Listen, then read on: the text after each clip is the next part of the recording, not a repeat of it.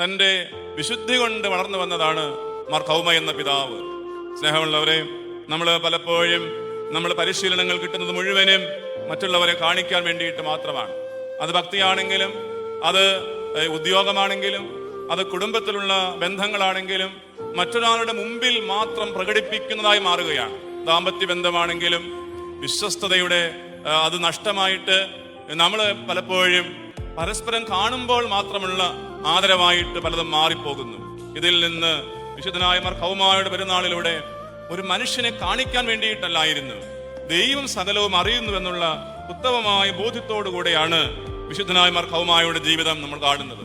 ആരെങ്കിലും പ്രസാദിപ്പിക്കുവാൻ വേണ്ടിയിട്ടുള്ള പെരുമാറ്റമോ പ്രശംസയോ ഒന്നും ഉണ്ടായിരുന്നില്ല. നേരെ മറിച്ച് താൻ പ്രസാദിപ്പിക്കാൻ വേണ്ടി ആഗ്രഹിച്ചത് ദൈവത്തെ മാത്രമാണ്. ഒരു എക്സ്റ്റേണൽ ഷോ ഒന്നും ഉണ്ടായിരുന്നില്ല. നമുക്ക് പുറമേയാണ് നമ്മൾ വലിയ അലങ്കാരങ്ങൾ ആഗ്രഹിക്കുന്നത്. പുറമേ നമ്മൾ എന്തെല്ലാമാണ് നമ്മൾ നന്നായിട്ട് ഭംഗിയായി മോടി പിടിപ്പിക്കുക. അപ്പോസ്തലൻ പൗലോസ് പറയുന്നുണ്ട്, എൻ്റെ ബാഹ്യ മനുഷ്യൻ അത് ക്ഷയിച്ചു പോയാലും സാരമൊന്നുമില്ല. എൻ്റെ ബാഹ്യമായ മനുഷ്യന് ക്ഷയം സംഭവിച്ചാലും എനിക്ക് ഭയമില്ല. എന്തുകൊണ്ടെന്നാൽ എൻ്റെ ആന്തരിക മനുഷ്യൻ ക്രിസ്തുവിൽ ബലപ്പെടുകയാണ്. വിശുദ്ധനായ മാർ ശമവോൻ അല്ലെങ്കിൽ മാർ കൗമ ആന്തരികമായി ശക്തി ഉണ്ടായ മനുഷ്യനായിരുന്നു. നമുക്കും നമ്മുടെ സ്വജീവിതങ്ങളെ കുറിച്ച് വിലയിരുത്താനായി സാധിക്കട്ടെ.